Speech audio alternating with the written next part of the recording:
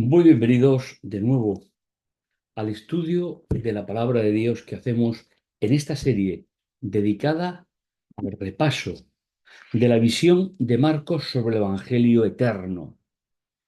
Nos encontramos en el tema 9. Vamos avanzando. Nuestro compromiso del principio era hasta 13 capítulos. Por tanto, hemos pasado ampliamente la mitad y nos enfocamos ya a ir perfilando últimos detalles a partir de los capítulos que nos faltan de ese Evangelio tan especial. El tema de hoy, por la longitud que es, he decidido dividirlo en dos partes para que dispongáis de dos vídeos, de forma que podáis administrar muchísimo mejor la forma de verlo, visualizarlo, sin que tengamos que abusar de vuestra paciencia. El título del tema de hoy son controversias en Jerusalén. Sumar todo lo que hemos visto anteriormente en el Evangelio de Marcos, donde Jesús se va situando geográficamente por diferentes sitios y encontrándose con la controversia, con las obras poderosas que ha realizado, con las enseñanzas. Ahora llegamos a la capital, llegamos al lugar del templo, cuna de la tradición oral de los padres, de los ancianos, con lo cual para que no perdamos de vista nuestra visión general, hemos preferido hacerlo todo, es decir, el estudio de las partes completas, para que podáis tenerlo a vuestra disposición. El texto para recordar o para introducirnos, para hacer énfasis, se encuentra en el capítulo 11, versículo 25. Y así, cuando os pongáis de pie a orar, la fórmula habitual del pueblo judío, tenéis algo en contra de alguno, perdonadle, para que también vuestro Padre, que está en los cielos, os perdone vuestros pasos en falso, vuestras equivocaciones. Contextualizamos. Los capítulos 10 y 11 de Marcos son parte de la sexta sección del libro, que transcurre desde su entrada en Jerusalén hasta el final de su discurso sobre el tiempo del fin. Esta sección es posible identificar tres grandes áreas internas. La primera, una serie de acontecimientos introductorios. La segunda, Jesús, maestro en Jerusalén, es decir, pedagogo, que enseña. Y finalmente, el capítulo 13, que no entra dentro del programa de hoy, el discurso para el tiempo del fin o discurso escatológico de Jesús. Hay un cierto consenso entre una parte de los especialistas que en 11.1.25 se abarca un periodo de 3 días. Es decir, el ministerio de Jesús se va a desarrollar en esos 3 días en concreto. Marcos 11 aporta el siguiente material: la entrada en Jerusalén, parábola de la higuera, intervención de Jesús en el atrio de los gentiles del templo, la segunda parte, parábola de la higuera, aunque no haremos mucho hincapié, ya que apareció en un programa anterior. Veis que el punto 2 y el punto 4 son una parte que se complementa con otra, pero se introduce en el centro otra historia, y eso, como decíamos, se llama en teología sándwich, es decir, bocadillo, con lo cual veremos también esta parte. Comencemos la entrada en Jerusalén. Y cuando se acercaron a Jerusalén por Betfagé y Betania, junto al monte de los olivos, envía a dos de sus discípulos, que nos encontramos en el primero y en el segundo día. Al día siguiente salían de Betania, sintió hambre. Al caerle la tarde salió de la ciudad. Veis que son los tres momentos en los cuales se desarrollan los 3 días cronológicos. Todo lo narrado en la sección segunda y tercera ocurre en el día tercero. Es una opinión de uno de los grandes especialistas con una obra muy, muy, muy importante sobre la exégesis del Evangelio de Marcos. Esta pequeña sección se localiza en dos partes, dos perícopas. Jesús envía a los discípulos a la ciudad, del 1 al 6, y Jesús entra en la ciudad. Veis que está todo muy estructurado, está todo muy sintetizado, pero a la vez con una gran cantidad de contenido para intentar mostrar esa obra maravillosa de Jesús en favor nuestro. Con este encargo, id al pueblo que tenéis enfrente y no bien hayáis entrado en él, encontraréis un pollino atado sobre el que no ha montado todavía ningún ser humano. Desatarlo y traerlo. Jesús está preparando su entrada triunfal, en Jerusalén. Y si alguien os pregunta por qué hacéis esto, decid, el Señor lo necesita, pero lo devolverá enseguida. Fueron y encontraron, como Jesús había dicho, un pollino atado junto a una puerta. Fuera lo desataron. Algunos de los que estaban allí le dijeron: ¿qué hacéis desatando el pollino? Ellos le contestaron según le había dicho Jesús y les dejaron llevárselo. Esta sería la primera parte. ¿eh? ¿Por qué? ¿Por qué Jesús entra montado en un pollino? Es verdad que Lucas y Marcos dan más detalles, pero podemos extraer de la historia de la época que cuando un rey había invadido una ciudad, el príncipe, el hijo, entraba en un pollino para indicar que un poco tiempo después el rey vendría a tomar parte de la ciudad. Así lo entendieron los que allí estaban, así lo entendieron los que escribieron los evangelios. Y así quiso mostrar Jesús que Él era el Hijo, nos referimos a Dios hecho ser humano, Él era el Hijo del gran Rey, que muy pronto vendría a tomar parte de la tierra. Vemos que es toda una escenificación de símbolos, de parábolas. El propio Jesús montado sobre un pollino es una parábola de algo que se hacía en la época para que entendamos lo que Jesús tiene para nosotros. Día siguiente salieron de Betania, tenía hambre, entramos, recuerda que estamos en esos 3 días del itinerario de Jesús, y al ver de lejos una higuera con hojas, fue a ver si encontraba algo en ella. Se acercó a ella, pero no encontró más hojas. Es que no era tiempo de higos. Es decir, aquí nos encontramos directamente una parábola que es mal entendida. Parece que Jesús quiere ejercer una agresividad o una agresión contra la naturaleza, pero Jesús lo que está haciendo es mostrar cómo se puede encontrar una población sin que tengan la necesidad de establecer una relación personal y estable con Jesús. Y es ahí de donde vamos a encontrar perfectamente la similitud con la higuera. Entonces dijo que nunca más coma nadie este fruto. Sus discípulos oyeron lo que decían. Al día siguiente, cuando salían de Betania, sintió hambre, es la misma escena, y llegaron a Jerusalén. Una vez allí, entró Jesús al atrio del templo. Y aquí tenemos otra historia, pequeña historia, también muy importante, que no debemos de pasar por encima de ella. Jesús, y es algo que es conveniente resaltar, aunque tiene una importancia relativa, pero es bueno que nosotros sepamos leer bien los textos. Jesús no era sacerdote, no era levita, no era sumo sacerdote. Jesús solamente podía entrar a los atrios comunes. En este caso, los vendedores, los compradores, estaban en el atrio de los gentiles, por una razón muy sencilla. La ley prohibía, la ley que Dios le dio a Moisés en el Sinaí, ¿eh?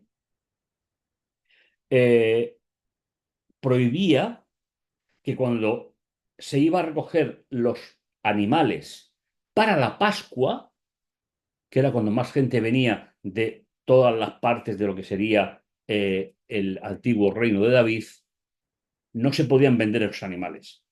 Había que hacerles la posibilidad de que los consiguieran allí porque no podían traerlo desde sus territorios. Pero la tradición oral judía. De nuevo nos enfrentamos con una tradición frente al verdadero sentido de los textos. Había ideado encargarle ese negocio a los gentiles, que luego pagaban unos tributos a los sacerdotes del templo. Por eso dice, volcó las mesas de los cambistas. Es verdad que el cine se ha encargado de ver un rostro de Jesús desencajado, pero yo siempre me gusta ver una coherencia entre los actos de Jesús, su personalidad, su ministerio, su forma de entender y de relacionarse con el ser humano. Simplemente inutilizó, quitó esas mesas del medio para que las personas pudieran atravesar, sobre todo los que venían a la Pascua, poder llegar hasta el atrio de los hombres, para que luego se pudieran hacer los sacrificios. Con lo cual, deberíamos de ver un camino que estaba cerrado, porque había que comprar. Jesús lo despeja para que puedan pasar. Dice, y no permitía que nadie transportarse cosas al templo.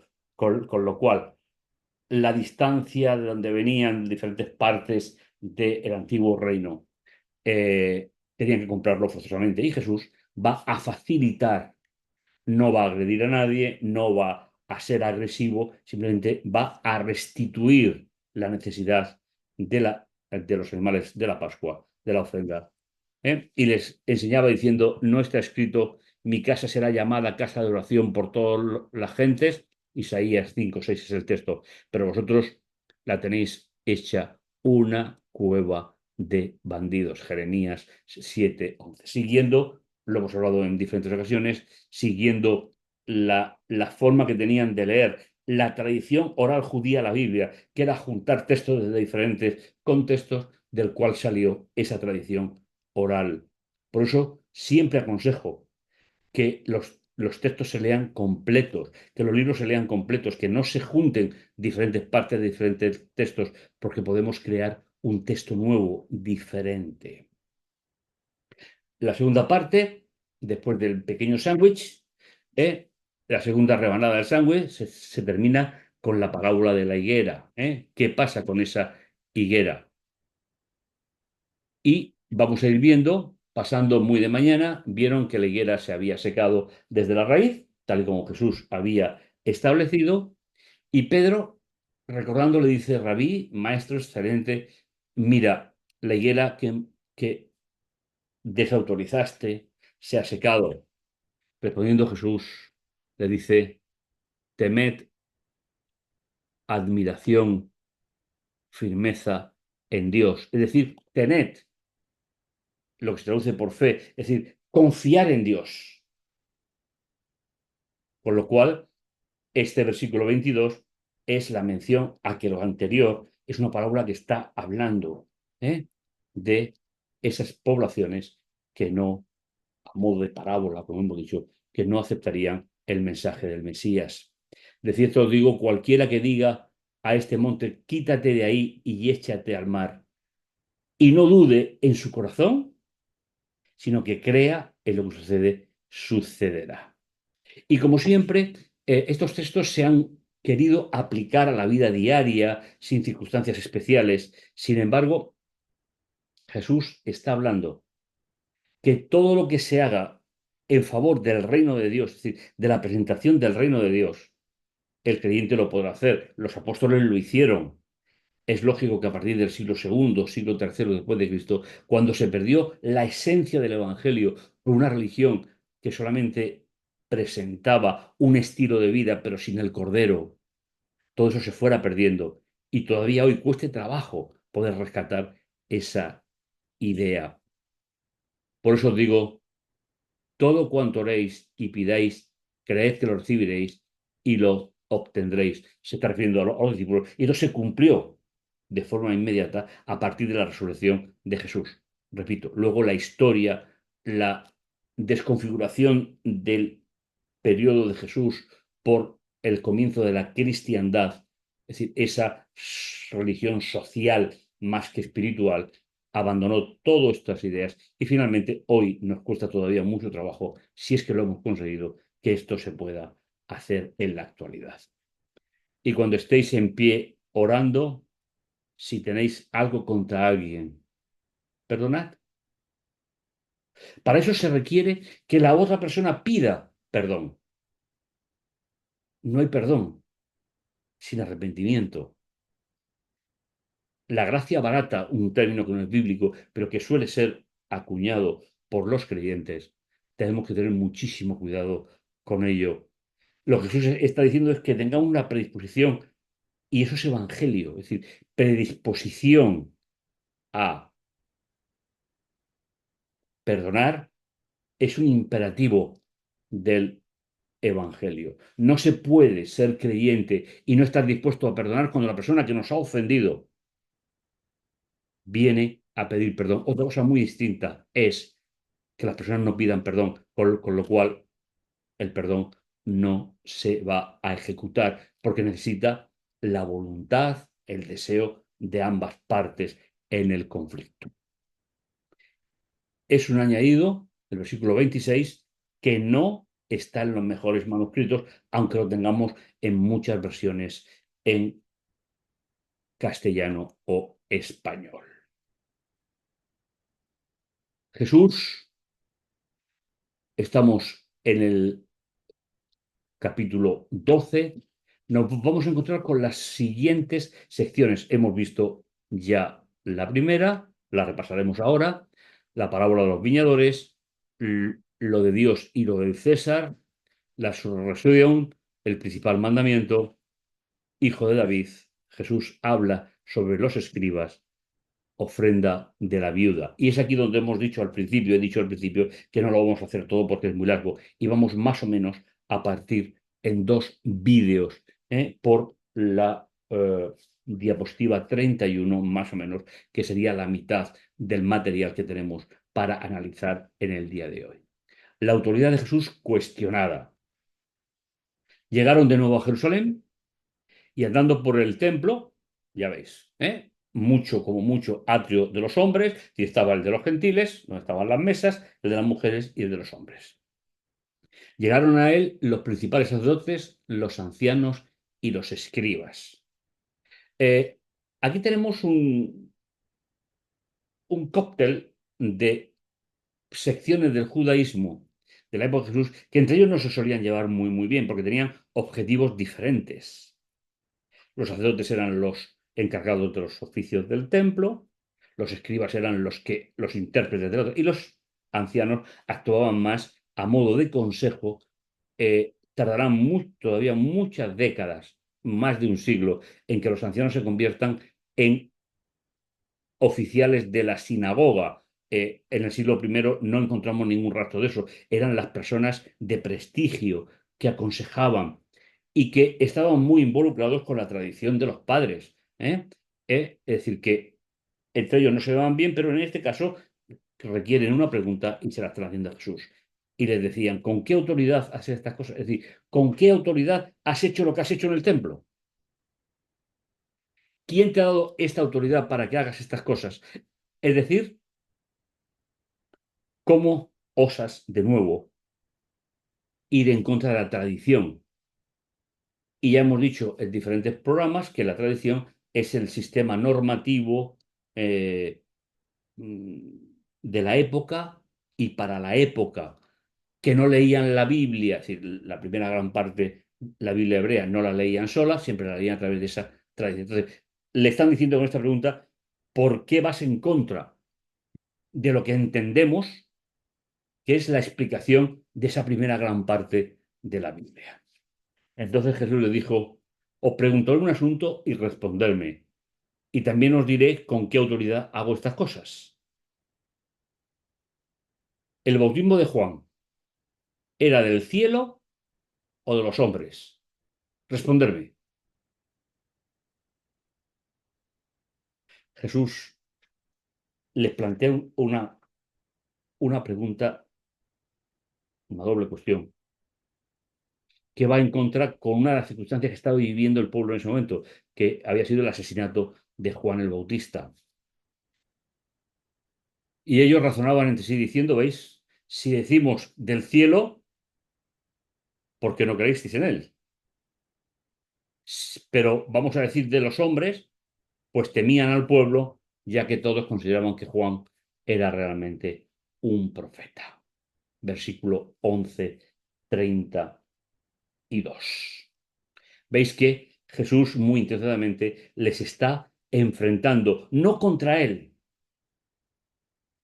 ¿Qué sabiduría había en Jesús cuando planteando temas de difícil implantación y respuesta? Jesús no se enfrenta ni permite que se enfrenten con él directamente. Jesús lo que quiere es que hurguen en sus propias tradiciones y vean lo bien o lo mal que están leyendo los textos bíblicos. Entonces a Jesús le responde diciéndole, no lo sabemos. Y Jesús le responde, pues yo tampoco os digo con qué autoridad hago las cosas. Jesús sabía que no era el momento. Es muy fácil que no nos cuestionemos por qué Jesús no da respuestas, porque para nosotros Jesús es un líder, Jesús es la encarnación, pero deberíamos de aplicarnos esto también a nosotros. Hay a veces que la actitud del corazón de la persona o el tiempo que disponemos es más aconsejable no decir algo hasta que llegue el momento más propicio, porque se perdería la oportunidad. Y Jesús dijo, no me van a entender, no me van a hacer caso, mejor no quemo esa opción hasta que lleguen opciones mejores. Parábola de los viñadores. Jesús comienza a mencionar cómo será tratado. Lo hace a través de esta parábola.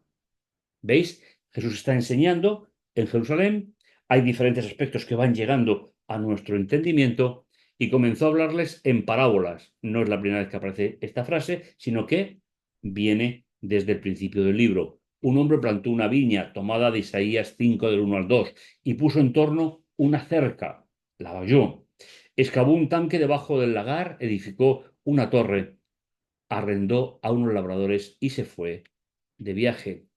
A su tiempo, envió a los labradores un embajador para recibir los labradores la parte del arrendamiento que había producido la finca, pero no lo recibieron. Y así Jesús va a ir dando en la parábola diferentes situaciones. Jesús comienza a mencionar cómo se ha tratado, lo hace, como os he dicho, a través de esta parábola. Envió otro y a este lo mataron. A muchos otros golpearon y a otros incluso asesinaron. Lo hizo de nuevo. Aún tenía uno, lo último, a un hijo amado y lo envió último a ellos, pensando, respetarán a mi hijo. ¿Veis cómo Jesús está describiendo la incredulidad de aquella ciudad con sus dirigentes, con el gran Sanedrín funcionando sobre la misión mesiánica del Hijo de Dios? ¿Qué hará el Señor de la viña? Les está preguntando. Vendrá y destruirá a los labradores y dará la viña a otros. Aquí está hablando no del rechazo de todos los que vivían en la zona, sino los que le rechazaban directamente, y la inclusión del mundo gentil, del cual tú y yo posiblemente seamos parte de ellos. ¿No habéis leído en esta escritura la piedra que desecharon los constructores? Esta vino a ser la cabeza del ángulo, y aquí tenemos una parte fundamental, muy, muy importante, de la construcción de las viviendas de la época. Las viviendas se construían a partir de un ramal de madera que llegaba a cada una de las cuatro esquinas y en el centro se ponía una gran piedra. Y eso era lo que le iba a dar estructura al edificio. Jesús coge esa piedra, hablando de él mismo, y dice que la piedra que desecharon los constructores, una parábola preciosa, aunque triste finalmente, y vino a ser cabeza de ángulo.